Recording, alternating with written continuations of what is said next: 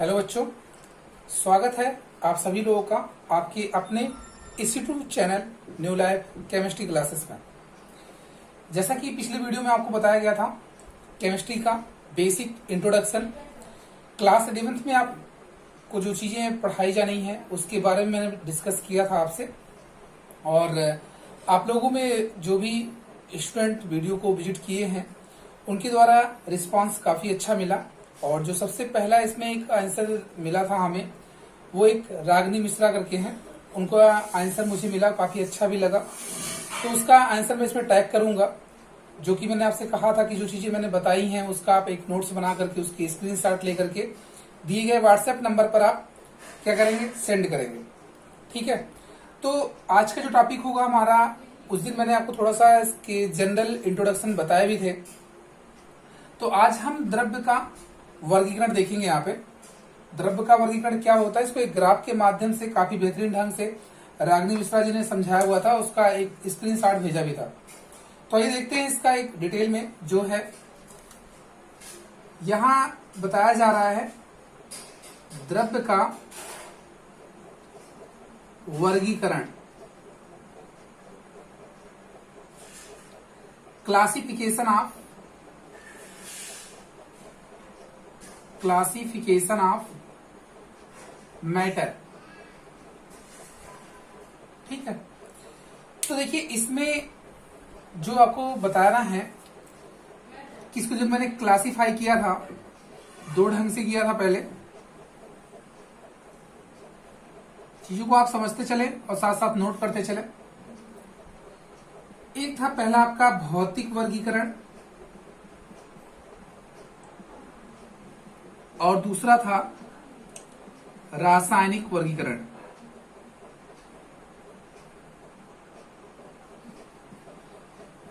रासायनिक वर्गीकरण इसे आप फिजिकल क्लासिफिकेशन बोलते हैं और ये है आपका केमिकल क्लासिफिकेशन।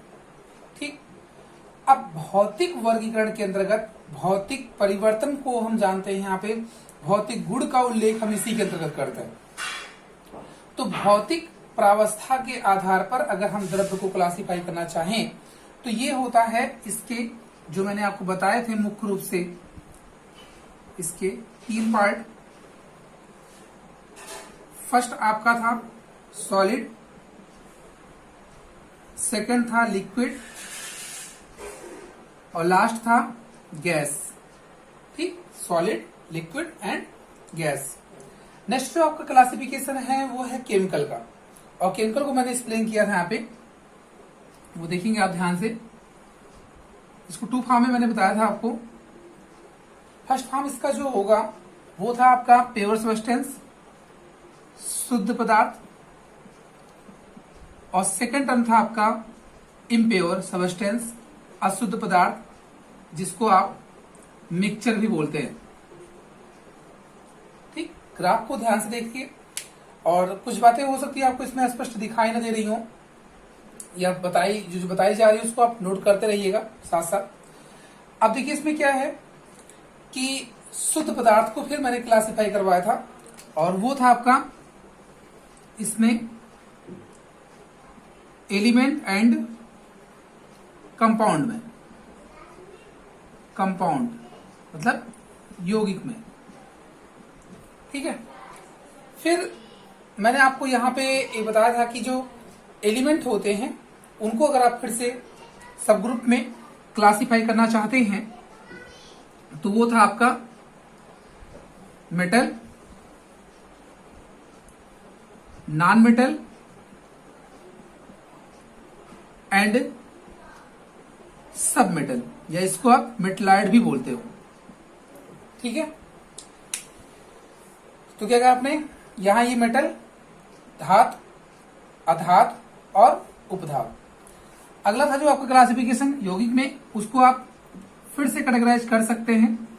फर्स्ट आपका इसमें आता है अकार्बनिक का, और सेकंड आपका आता है कार्बनिक का। ठीक है। एक अकार्बनिक और दूसरा कार्बनिक। बात यहां तक स्पष्ट हो रही है सबको। अब देखिए जो अगला हमारा क्लासिफिकेशन था यहाँ पे वो है अशुद्ध पदार्थ को लेकर के। अशुद्ध पदार्थ को अगर हम लोग डिफाइन करना चाहें तो ये हमारा आता है 2 पार्ट में। फर्स्ट होता है आपका होमोजीनियस और सेकंड होता है आपका हेट्रोजीनियस। मतलब एक आपके होते हैं समांगी, दूसरा होता है विषमांगी। ठीक है, तो ये हैं आपके पूरे जो मैंने आपको यहाँ ग्राफ के माध्यम से समझाना चाहा है। इस ग्राफ को अगर आप देखते हैं तो ग्राफ के माध्यम से आप पूरे जो मैटर हैं उनको आप अच्छे से क्लासिफाई कर सकते हैं। क्लियर है ना? तो पहले देखिए मैं एक बार इसको जनरली एक बार पढ़ देता हूँ। कुछ चीजें हो सकती मिस हो रही हो, दिखाई नहीं दे रही हो, तो आप इसको थोड़ा सा मैनेज करिएगा। मैंने यहाँ पे क्लासिफिकेशन ऑफ मैटर बताया। फर्स्ट आपका था यहाँ भौतिक वर्गीकरण में, सेकंड था आपका रासायनिक वर्गीकरण में। भौतिक वर्गीकरण को भौतिक अवस्था के आधार पर अगर हम लोग क्लासिफाई करते हैं तो ये ठोस, द्रव और गैस में होती है। रासायनिक वर्गीकरण में अगर हम बात करते हैं तो ये आपका प्योर सब्सटेंस और इम्प्योर सब्सटेंस होता है। इम्प्योर सब्सटेंस को आप मिक्सचर भी बोलते हैं। नेक्स्ट आपका यहाँ पे होता है कि जो प्योर सब्सटेंस है यदि इसको आप फिर से क्लासिफाई कर रहे हैं तो यहाँ पे एक एलिमेंट होता है और दूसरा कंपाउंड होता है। एलिमेंट को फिर से कैटेगराइज किया गया यहाँ पे मेटल, नॉन मेटल एंड सब मेटल। और जो कंपाउंड आपके होते हैं उनमें इनऑर्गेनिक एंड ऑर्गेनिक। फिर मैंने आपको बताया कि यहाँ पे जो इम्प्योरिटीज होती है आपकी, जो इम्प्योर क्लासिफिकेशन में आपको शो किया गया था, उसके 2 पार्ट होते हैं। एक होता है आपका होमोजीनियस और सेकंड होता है आपका हेट्रोजीनियस। तो ये है पूरे क्लासिफिकेशन ऑफ मैटर का एक चार्ट। ठीक, चार्ट आपको समझ में आ रहा होगा। अब देखिए जैसे मैं इनमें एक एक चीजों को लेकर के फिर से स्पष्ट कर रहा हूं। पिछली वीडियो में मैंने आपको कुछ चीजें इसमें बताई भी थी। आज मैं उसको पूरा यहाँ पे विथ एग्जाम्पल इसको मैं क्लासिफाई कर रहा हूँ। ठीक, तो आप इसको एक बार अच्छे से इसको कॉपी कर लीजिएगा, चीजों को देख लीजिएगा बढ़िया से, इसका स्क्रीनशॉट ले लीजिएगा। आपको सारी चीजें स्पष्ट हो रही होंगी शायद। ठीक है ना? देख रहे हैं सब लोग? कुछ चीजें अगर मिस हो रही होंगी तो उसको आप बताइएगा, मैं फिर से उसको यहाँ पे रिटर्न में आपको कमेंट बॉक्स में दे दूंगा। और जो भी कुछ अगर डाउट्स रहेंगे वो भी आप बताइएगा। चलिए मैं इसको इरेज करता हूँ।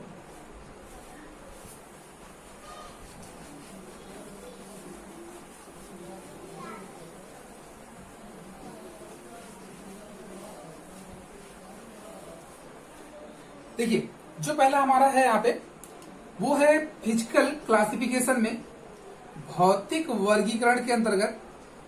बातों को आप सिर्फ ध्यान से सुनिए और फिर अपनी कॉपी में नोट करिएगा। इसको आप फिजिकल क्लासिफिकेशन बोलते हैं। क्लासिफिकेशन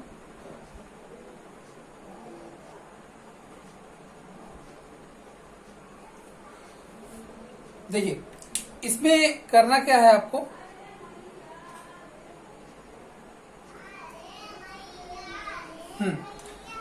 फिजिकल क्लासिफिकेशन में आपको बताया गया था कि पदार्थ का एक ऐसा गुण हो जिसमें उसकी केवल अवस्था,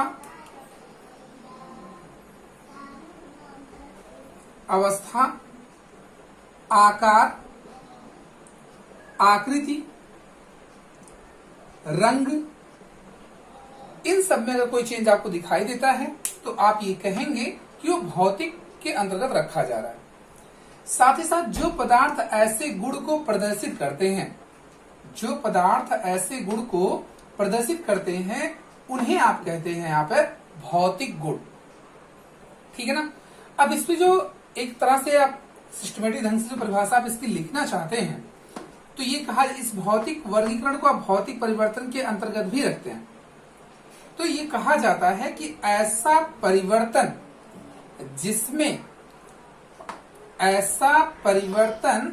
जिसमें पदार्थ की आणविक संरचना, कौन सी? मॉलिक्यूलर स्ट्रक्चर, आणविक संरचना और जो इसके आणविक संरचना में देखिए, जैसे कोई चीज आप दिखा रहे हैं कि कैसे वो बनी हुई है, किस कौन कौन से सब्सटेंस से मिलकर बनी हुई है, तो उन सबको आप यहाँ दिखाते हैं। ठीक है, तो आणविक संरचना, साथ ही साथ अगर मैं इसकी बात करूं जैसे अगर मैंने वाटर मॉलिक्यूल्स लिया हुआ है, देखिए इस तरह से, तो आप इसकी संरचना को इस तरह से मेंटेन कर रहे हैं। तो ये एक तरह का यहाँ पे हाइड्रोजन मिले हुए हैं और साथ साथ ऑक्सीजन है, तो इनके साथ आप मिलके बना रहे हैं। अब इनमें सिर्फ अवस्था बदले, इनकी आकार में कोई परिवर्तन आ जाए, आकृति में आ जाए, रंग में आ जाए, तो आप ये कहेंगे कि वो फिजिकल चेंज के अंतर्गत रखी जा रही है। तो यहां पर आप इस बात को समझ पा रहे हैं कि क्या बताया गया कि ऐसा परिवर्तन जिसमें पदार्थ की आणविक संरचना और रासायनिक संगठन, क्या रासायनिक संगठन, रासायनिक संगठन में कोई परिवर्तन ना दिखाई दे।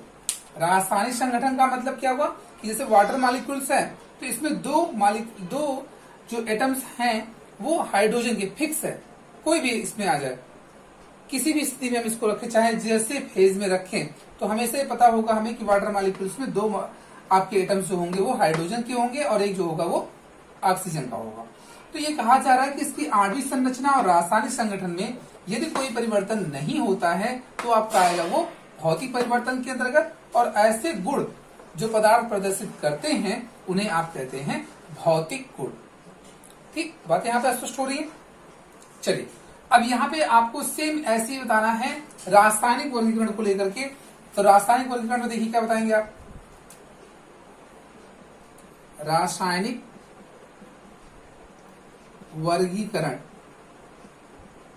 इसको आप बोलते हैं केमिकल क्लासिफिकेशन। केमिकल क्लासिफिकेशन, या इसी को अगर आपसे पूछा जाएगा रासायनिक परिवर्तन के अंतर्गत, केमिकल चेंजेस। ठीक, तो सारी की सारी डेफिनेशन यही आपको एक्सप्लेन करनी, बस थोड़ा सा जहां पे चेंज करना है वो क्या है कि ऐसा परिवर्तन जिसमें पदार्थ की आणविक संरचना और रासायनिक संगठन परिवर्तित हो जाते हैं। उसमें परिवर्तित नहीं होते थे, इसमें परिवर्तित हो जाते हैं। यदि ऐसा गुण प्रदर्शित करता है कोई पदार्थ तो कहलाएगा वो रासायनिक गुण, और ऐसे परिवर्तन यदि आपको दिखाई देते हैं तो उसे आप कहते हैं रासायनिक परिवर्तन, केमिकल चेंजेस। ठीक है, आइए देखते हैं। जैसे अगर हम बात करें यहां पर दूध से दही का बनना, ठीक है, दूध से दही का बनना। अब देखिए दूध की जो क्वालिटीज होगी, है ना, जैसे एक तरह से ये कोलाइडी ये भी होता है, कोलाइडी फार्म में ये भी आते हैं, पर दोनों में अलग अलग चीजें होती हैं। इसको मैं कोलाइडी में स्पष्ट करूंगा। तो अभी आप यहाँ पे सिर्फ चेंज देखिए, दूध से दही का बनना। अब अगर आपसे ये कहा जाए कि इस दही से दूध का फॉर्मेशन करें तो इम्पॉसिबल होगा। ठीक, तो आखिर आप ये सोच रहे सर इसमें और इसमें डिफरेंस क्या देखा, फिर आप ऐसा भी तो कर सकते थे कि आप यहाँ पे कोई चेंज ऐसा दिखा दीजिए। नहीं, इसमें क्या होता है कि अगर आप उसमें रिवर्स, जैसे मैंने भी वाटर का एग्जांपल लिया था, वाटर को अगर मैंने क्या कर दिया, वाटर को अगर हमने फ्रीज कर दिया तो फ्रीज करने के बाद वो सॉलिड स्टेट में आ गया। जैसे ही उसको मैंने मेल्ट कर दिया फिर से वो लिक्विड स्टेट में आ जाएगा। क्या वो अपने पूर्व अवस्था को प्राप्त कर रहा है, लेकिन ये ऐसा इसमें नहीं होता। ठीक है, तो अगर ऐसे चेंजेस आपको इसमें दिखाई देते हैं या ऐसे मिलते हैं तो आप ये कहेंगे कि वो रासायनिक के अंतर्गत आएंगी, और यदि ऐसा नहीं होता है तो आप भौतिक के अंतर्गत आएंगे। ठीक है, ये दो बातें स्पष्ट हुई। अब हम आ जाते हैं भौतिक अवस्था के आधार पर जो द्रव्य का वर्गीकरण मैंने किया था वो 3 रूपों में किया था, जो सभी लोग जानते हैं। काफी लंबे समय से उसको आप पढ़ते आ रहे हैं, मैं इसको एक बार सिर्फ रिवाइज कर देता हूं और उन तीनों में कंपेरिजन करवा दूंगा। तो ये देखते हैं, इसमें मैंने आपको ये बताया कि जो रासायनिक चेंजेस हैं आपके, रासायनिक चेंजेस थे, इसको मैं अभी क्लासिफाई करता हूं। अब पहले यहाँ पे भौतिक वर्गीकरण में जो आपको बताया जा रहा है उसमें ये है कि सबसे पहले ठोस अवस्था, जिसमें आप बताते हैं पदार्थ का आकार और आयतन दोनों निश्चित होते हैं। पदार्थ का आकार और आयतन दोनों निश्चित होता है, वो कहलाता है आपका क्या, इसमें ठोस अवस्था। जिसमें उसका आकार अनिश्चित हो और आयतन निश्चित हो, आकार अनिश्चित और आयतन निश्चित हो, वो आता है द्रव अवस्था में। और जिसके आकार और आयतन दोनों ही अनिश्चित होते हैं वो आती है गैस अवस्था में। ठीक है, जिसका आकार और आयतन दोनों निश्चित होता है वो ठोस, जिसका आकार अनिश्चित और आयतन निश्चित होता है वो द्रव, और जिसका आकार और आयतन दोनों ही अनिश्चित होते हैं वो गैस में रखी जाती है। अब अगर मैं इन तीनों में कंपेरिजन करवाऊं, इन तीनों में यदि मैं कंपेरिजन करूं तो देखिए क्या आएगा। इसमें देखिए कंपेरिजन मतलब ये हुआ जैसे ठोस, द्रव और गैस, इन तीनों प्रावस्था में अगर मैं एक तरह का चेंज दिखाना चाहूं, एक तरह का रिलेशन दिखाना चाहूं तो क्या हो सकता है। जैसे देखिए मैंने अभी आपको क्या बताया, ठोस का जो आकार और आयतन होगा वो निश्चित होगा, इसका आकार अनिश्चित और आयतन निश्चित। बातों को ध्यान से सुनिए और इसके बाद कॉपी करिएगा। ठोस बताएगा कि आकार और आयतन दोनों निश्चित होते हैं। आकार इसका द्रव में आकार अनिश्चित और आयतन निश्चित होता है। गैस में आकार और आयतन दोनों ही अनिश्चित होते हैं। दूसरा को ठोसों को जो होता है ये संपीड़ित, अर्थात इनको कंप्रेस नहीं कर सकते हैं, इनको दबा नहीं सकते, ठीक है। ठोसों में कंप्रेसिबिलिटी नगण्य होती है, संपीड़ितता का गुण नगण्य होता है। ठोसों में संपीड़ितता का गुण नगण्य, जिसको कंप्रेसिबिलिटी बोलते हैं, प्रेस करना एक तरह से। द्रव में जो होता है ठोस की अपेक्षा अधिक होती है और गैस में सबसे अधिक होती है। ठोस, द्रव और गैस में अगर कंप्रेसिबिलिटी पूछी जा रही है, एक संपीड़ितता पूछी जा रही है, तो सबसे अधिक किसमें मिलेगी, गैस में मिलेगी, ठीक है। अगला गुण, ठोस में जो उसके मॉलिक्यूल्स होते हैं वो बहुत ही पास पास होते हैं, जिसके कारण से इनके बीच में जो इंट्रा एक्शन मतलब जो intra molecular force of attraction होता है वो काफी हाई होता है। यानी कि ठोस के कण बहुत ही पास पास होते हैं, जिसके कारण से इनके बीच अंतरा आणविक स्थान अधिक होता है, यानी प्रबल होता है। इनकी अपेक्षा इनमें द्रव में कम होता है और गैस में तो सबसे कम होता है, ठीक है। अंतरा आणविक आकर्षण बल गैसों में सबसे कम और ठोसों में सबसे ज्यादा होती है। आते हैं फिर इसकी स्थितिज ऊर्जा, गतिज ऊर्जा में। ठोसों की स्थितिज ऊर्जा अधिक होती है और गतिज ऊर्जा कम होती है। ठोसों की स्थितिज ऊर्जा कम होती है और गतिज ऊर्जा ठोसों में स्थिर ऊर्जा जो रहती है वो अधिक होती है और गतिज ऊर्जा कम होती है। द्रव में ठोस की अपेक्षा अधिक स्थिर ऊर्जा होगी और इसमें ठोसों की जो स्थितिज ऊर्जा होती है वो अधिक होती है और गतिज ऊर्जा कम होती है। इसकी गतिज ऊर्जा ज्यादा होती है इसकी अपेक्षा और स्थितिज ऊर्जा कम होती है। गैस की स्थिर ऊर्जा सबसे कम और गतिज ऊर्जा सबसे ज्यादा होती है, ठीक है। अब अगला, ठोसों में बहने का गुण नहीं होता है। द्रव में केवल एक दिशा में बहने का गुण होता है और गैस में चारों दिशाओं में बहने का गुण होता है। तो इसमें लगभग 4 या 5 आपको डिफरेंस बताए जा चुके हैं और इनको आप अच्छे से बता सकते हैं, ठीक है। चलिए अब आगे आते हैं क्लासिफिकेशन में, आपकी केमिस्ट्री वाले केमिकल वाले में। तो केमिकल में देखिए क्या होगा, क्या बताना है आपको उसमें। केमिकल के अंतर्गत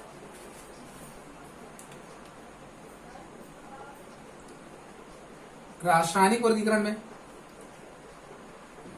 केमिकल क्लासिफिकेशन में, तो इसमें मैंने आपको बताया था पहले, एक शुद्ध पदार्थ और दूसरा आता है अशुद्ध पदार्थ। शुद्ध पदार्थ जो होते हैं कि ऐसे पदार्थ होते हैं जिनको हम किसी भी विधि या माध्यम से 2 या 2 से अधिक भागों में विभाजित ना कर सके। ऐसे पदार्थ जिनको किसी अन्य भागों में अर्थात 2 या 2 से अधिक भागों में विभाजित ना किया जा सके वो कहलाती है आपकी शुद्ध पदार्थ, ठीक है। अब शुद्ध पदार्थ को हमने क्लासिफाई किया था तत्व और यौगिक में। इसमें तत्व और यौगिक में तो देखिए इसमें तत्व जो बताया गया था, तत्व एक शुद्ध पदार्थ होता है। तत्व क्या होता है, एक शुद्ध पदार्थ होता है जिसे किसी भी विधि, सेम वही बात आपका है, अर्थात उसे ना तो भौतिक और ना ही रासायनिक किसी भी परिवर्तन द्वारा हम अलग नहीं कर सकते। तत्व एक शुद्ध पदार्थ होता है जिसे भौतिक या रासायनिक अथवा दोनों के द्वारा हम उसे किसी भी अर्थात 2 या 2 से अधिक भागों में विभाजित नहीं कर सकते हैं। एक चीज यहाँ पे ध्यान रखनी है कि शुद्ध पदार्थ ही तत्व होता है, क्योंकि उसी का वर्गीकरण आपको बताया जा रहा है। तो तत्व की परिभाषा और शुद्ध पदार्थ की परिभाषा दोनों सेम होती है, ठीक। अगला आता है यौगिक। यौगिक बताते हैं आप, जब 2 या 2 से अधिक तत्वों को एक निश्चित अनुपात में जब दो या दो से अधिक तत्वों को एक निश्चित अनुपात में मिलाया जाता है तो जो पदार्थ बनता है वो कहलाता है यौगिक। वो क्या होता है? यौगिक कहलाता है। अब इसी तरह से जब आपने यौगिक को बताया, अब दूसरा जो आपका होता है अशुद्ध पदार्थ, जिसको आप मिश्रण कहते हैं, तो कहा जाता है कि ऐसे पदार्थ जिनमें एक भाग था, जिसमें जो भी पदार्थ उसमें मिलाए जा रहे हैं उनका कोई निश्चित अनुपात नहीं होता, अर्थात पदार्थों का निश्चित संगठन नहीं होता है, तो उसे कहते हैं आप मिश्रण। ठीक। अब मिश्रण को आपने क्लासिफाई किया था एक समांगी और दूसरा विषमांगी में। तो समांगी और विषमांगी में क्या था? समांगी का अर्थ ये होता है जैसे उसमें जो भी मिश्रण आप मिला रहे हैं उस मिश्रण का जो एक भाग है वो दूसरे भाग के समान हो जाए। मिश्रण में बताया गया ये कि भाई जो भी इसमें कंपोजिशन आप रख रहे हैं वो निश्चित अनुपात में नहीं होते।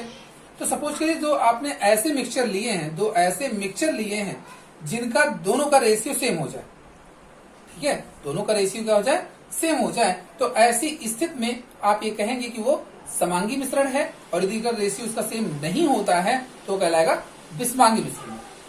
ठीक। अब अगर मैं तत्व को फिर से क्लासिफाई करूं तो मैंने बताया धातु, अधातु और उपधातु को लेकर के।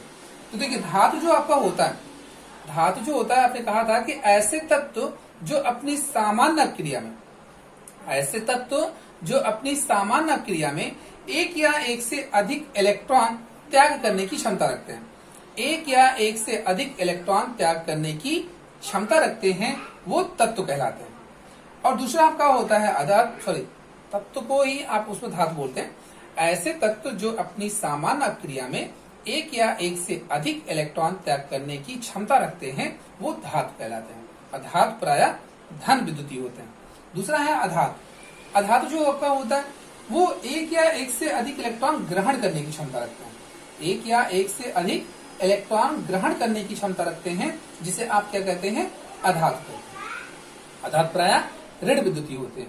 और उपधातु को अगर बात करें हम कि जिसमें धातु और अधातु दोनों के गुण आ जाते हैं, धातु और अधातु दोनों के गुण पाए जाते हैं, वो आपके कहलाते हैं उपधातु। ठीक है। ये चीजें मैंने थोड़ी फास्ट इसलिए बताई हैं क्योंकि इसको आप बेसिकली जानते हैं, क्योंकि चैप्टर का इंट्रोडक्शन है और पहला चैप्टर भी आपका ये है, इसलिए मैंने इसको सोचा कि एक सीक्वेंस में पढ़ाता चलो। और यहाँ पे मैंने क्लासिफिकेशन पूरा एक्सप्लेन कर दिया है। आगे कुछ मैं नए टॉपिक्स को स्टार्ट करूंगा जो कि अगले वीडियो में आपको बताया जाएगा। वीडियो को आप सभी लोग अधिक से अधिक शेयर किया कीजिए, साथ साथ इसको लाइक किया कीजिए। जो भी आपके फ्रेंड सर्किल या स्टडी रिलेटेड ग्रुप्स हैं उस पर इसको शेयर करिए, ठीक है। और इसमें जो भी कुछ जिसके मन में कुछ डाउट्स रहते हैं उसे आप कमेंट बॉक्स में लिखा करें। तो आज के लिए बस इतना ही रखते हैं, मिलते हैं अगले वीडियो में।